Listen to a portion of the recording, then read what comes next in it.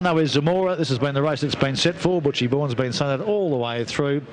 So I take that all at face value and say he's going to be hard to beat. Yeah, my word. The last time he ran down the straight 1200, he ran fourth to Sepoy and Fox Wedge. Gee, that's a strong form reference, isn't it? I know this filly's on the way up, but if she puts a foot out of place today, this is the bloke that can beat her. Good to see Kenny Sweeney back at Flemington with a nice horse here. Riziz had a fantastic campaign in Adelaide and capitalised that with a win in the Guineas last time out there. No, flying, and has never seen a slow, but most of these races get through it. Unbeaten on dead, so that's a good lead that it will get through this going, no problem. 3 Grand Britannia, not bad at Caulfield last time out. Behind Zamora, was 25 to 1 that day. Don't know if he can beat Zamora 100 today on what we saw there, but good place hope.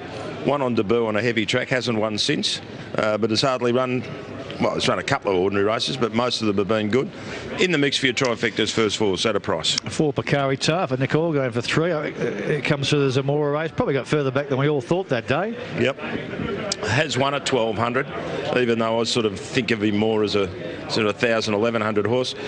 Hard to see him beating Zamora, but maybe there for your top 4. Astrodamus was well held in that race as well, whether you regard that as a representative of its true form. Well, it probably needed that run. Its only second up run was its win. That was its maiden win at Geelong. Is it quite up to a couple of these? I'm not sure, but first 4 contender. Now, big move for this at Long. I was not sure how much money gets on here, but it's halved its quote. Oh, look at the size of it. Sammy, what do you make of this big Helena's gelding here, Angola? He's a massive horse, Bruce. A huge, big lump of a horse, and looks to be a horse that will obviously be a staying type. He's got a big, long barrel on him, and yeah, he's got a real presence about him. It's about as big as Angola. No trials, but anyway, you've seen him. You've seen plenty of him. There's Vain Attraction. I think would struggle off what we saw behind Zamora last time out. She might be tapering off. She had a real purple patch there in March and April, but she's just starting to taper off for a bit for mine. Arctic Flight, you would think, would dance him up the straight here. A leader, give a good side. Likes the soft tracks. In the mix, you know. Well, here's the black type Mick's been chasing anyway. You run the top 3, you'll get it, Mick, and then it'll be job done, because this is a relation to Black Caviar, of course, Arctic Flight. There's a fave, Lady Melksham, boom, boom, boom, and no reason to say she can't do it again. Well, clearly this is her toughest test, but the way she won last week, and obviously she came through it beautifully. John Sadler eyeing off this black type race before she goes for a spell. I think she's the one to beat. Is this the blowout? Zawinska won 3 of 6.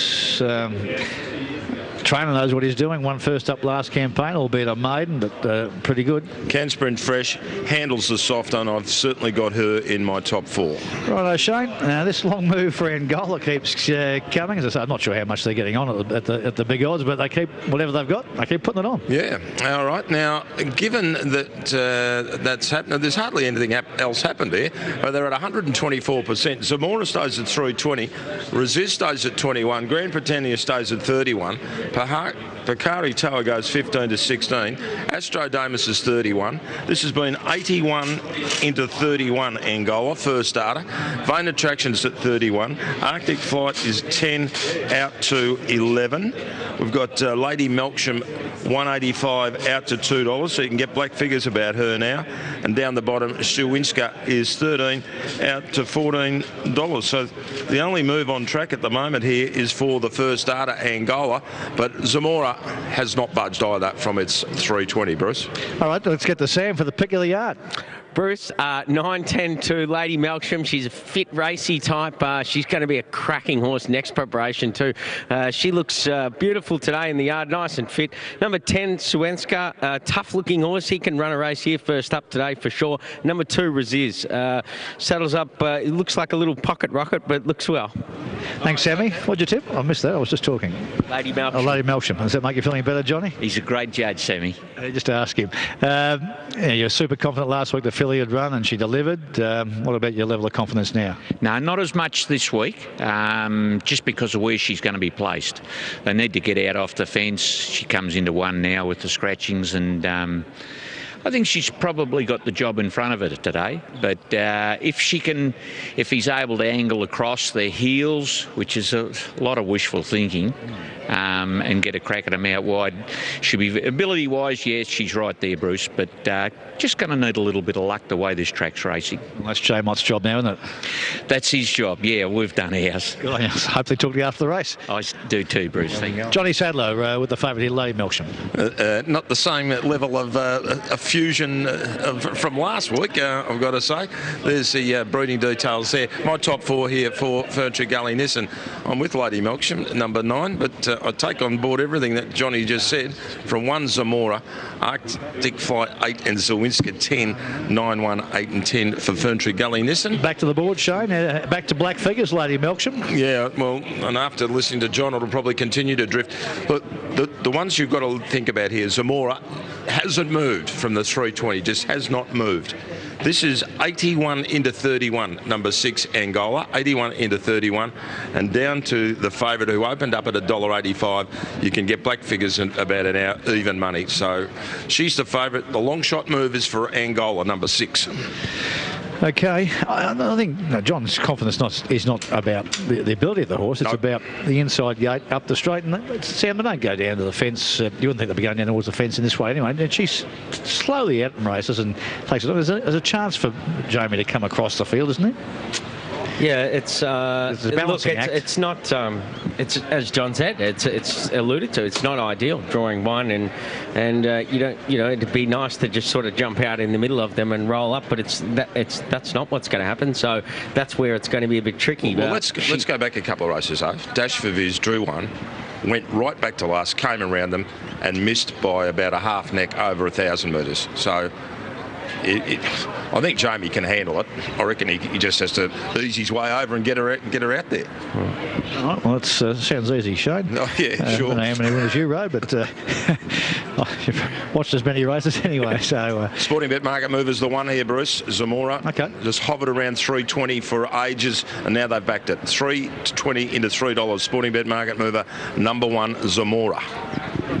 Okay, thanks, Shane. Zamora there in the black and the white, or the grey and the black diagonal stripes. There's Zamora. Okay, taking their time to get down here as well with 2 minutes to go to jump time. I'm not sure whether the money comes for Angola here. Sam, you gave us a pretty succinct description of him, that he's imposing as he walks around. He shapes up, and not surprisingly, by Helenas as being a staying prospect. Yeah, you would like to see him getting home at the end of this. I'm sure if the last furlong's the best part of his race, Paddy Carey would be more than happy. Thinking that he's going to have a pretty good turn of foot at the end of a 6 furlong race and winning, well, you'd be pretty excited about him going from here on in, because he's a very big horse and looks just a big staying type. So but he's obviously shown some sort of ability. As 25 years ago, under a different distance range, the Creswick Stakes produced Faux Rogue, and running faster time the Australian Cup on the same day. I know Shane's just gone out to have a minute's silence in recognition of that fact, being the leading fan of Faux Rogue here in Australia. Odd start times are more back to 3:10. Lady Melksham eased a touch further now, 2:10. Zawinska's out to 14, Arctic Flight out to 12. Always been shorter on the tote for Arctic Flight, $8.80 on the tote. But the light Lady Melksham, you're going to get better odds than perhaps you would have thought, although first prices went up around the 2:10 mark anyway. Runners moving up here. There goes Riziz into the barriers. Let's go up to Greg for the Creswick. Riziz moved in, Lady Melksham set, and Picari Tower's gone in a bit wider with Grand Britannia. Runners moving in, now Vain Attraction moves up, and Gowler just having the girth tightened up there, this big fellow on debut in Gowler. Shavinska to come in now. Zamora moved along. Solid second favourite in the race is ready. $1.90 on the tote for Lady Melksham, but she's 2.10 on course, and $4 on the tote for Zamora. 3.10 on course. They're nearly ready. Here's Shavinska coming up into the line. That's 3.20 actually, the toppy. That's better. $9.20 for Arctic Flight. Last one on its way. Here's Arctic Flight now, coming up to complete the lineup. Favourite drawn in barrier 1, Lady Melksham. They're set. 1,200 metres, 3-year-olds. Away they go. Lady Melksham jumps okay with Riziz. Zamora seemed to get away all right, and so did Picari. Tower Grand Britannia might have been a bit slow. And Arctic Flight from the outside jumped away quickly and is heading towards the front as they settle into stride. So it is Arctic Flight who runs to the lead. Riziz is showing some speed, and Zamora's right up there second and thirdly. Just behind them is Picari Tower. Shavinska not far away, out wider in the white colours. In behind those horses then, out deeper is Grand Britannia. Vain Attraction just off the pace. Lady Melksham down near the inside, about second or third last, being followed by Angola, and Astradamus is last. So Arctic Flight the leader, 500 to go. In front of Zamora, closer to its inside, and Riziz is over nearest the fence. Picari Tower under some pressure behind them, followed by Shavinska. Now Lady Melksham right over on the far side is putting in her run, coming towards the 200 metres now, and still Arctic Flight from Zamora under the whip, and Riziz is still there. Lady Melksham battling to get them at the moment. Riziz and Zamora got to the front together. Riziz on the inside of Zamora. Riziz is going home a little bit too well, and Riziz has won it by a half to 3/4. Zamora 2, Lady Melksham 3rd, Arctic Flight 4. Astradamus ran on next, followed by Vain Attraction, Angola, Picari Tower. Then came Grand Britannia, and Shavinska dropped out to run last. Quaddy opens up big here with 2 Riziz for Chris Simons, worrying out Zamora. Lady Melksham's done a good job to flop into 3rd, but Riziz said a good campaign. Good to see Kenny Sweeney. Can't remember Kenny's last winner in Melbourne, but been a great trainer for many, many years, and Riziz gives him another winner here in town. Started at Gerildery when he was training. And Kenny used to have boxes here at Flemington for a long time. Yeah. And look, it's probably a good lead that he comes over here, because as you say, Bruce, he doesn't get over ambitious with his horses, and this one's obviously goes really well. First time slow, he loved it.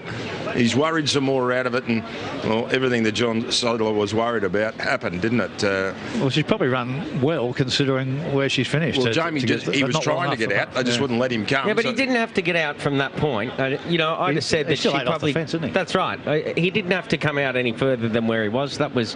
And you look where the winner is. I mean, it travelled right in front of him. That strip sort of 5 to 8 out is the ideal ground. When you start getting out wider, it's in that ground that they were on Wednesday. This horse is a compact little type, not very big, but yeah, just a real athlete, and relished it when Chris Simons pushed the button.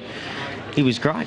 I noticed in Chris's tweet this morning, he didn't get the name Riziz into his sentence of rides. I don't know how you get that in, but that's why he didn't do it. 2-1-9-8, your numbers here in 1-10-8-8, Shane. Yeah, that's a pretty good gallop too. 1-10-8-8, breaking the 1-11 on this slow 6 ground. Riziz wins it, and continues his terrific record, and automatically puts a stack of value into today's quaddie. 2-1-9. I think most people would have gone with the 1-9 mainly, and they've run second and third. All right, Sammy, picking them up from about the halfway mark. Yeah, he's just jumped and put himself in the gun spot, not far off the speed, and travelled up well underneath Chris Simons. It was, you know, obviously just relished going up the straight like this. He handled the straight trip well, and as I say, now Chris puts him under a bit of pressure, and this is where he really digs deep, cops a bit of riding, and handled it well, gets through the ground nicely, and that is that strip of ground. You don't really want to be getting out much further than that. You see where that dead grass is out wide. That's where it got churned up on Wednesday. So it's sort of important to stay sort of 5 to 8 off the inside. All right, Riziz wins the first leg of the quaddie here. Thank you, Shane. I'll keep going. Paul Sweeney, Ken's back home in South Australia. I'm just trying to think what his last winner was here. Oh, it'd be a long time ago. Probably a horse, Social Glow or Identifiable. He doesn't come over here very often unless he can win. Used to have stables here, didn't he? Yeah, had stables here for many years, on course and up at Wisewood Street, so been here a long time. Okay, and obviously this was the right horse to come back with. Well, he's raced his mother, trained his mother, and got the whole family, and they all seem to go very well in this sort of grade. Good strong race today. I mean, obviously Boom's on a couple of horses here, and you've lowered them and probably raised your bar. Yeah, look, Ken's sort of planning for the spring and a bit around the Christmas races, so this was a bit of a trial for the little bloke, and he's come through very well. He's had a great campaign, hasn't he? All in one go. All in one go. He's just tough as nails, a bush-bred horse, and just tough. That's what you need. Well done to you, Paul. All right, thanks, guys. Paul Sweeney is he's back here. Chrissy Simons. Carolyn, we'll go back to you, and I'll have a chat to Chris Simons. All right, thanks very much for that, Bruce. We're up to one of the features there at the Gold Coast. The TJ Smith ran 4 minutes away from start time. Sizzling, of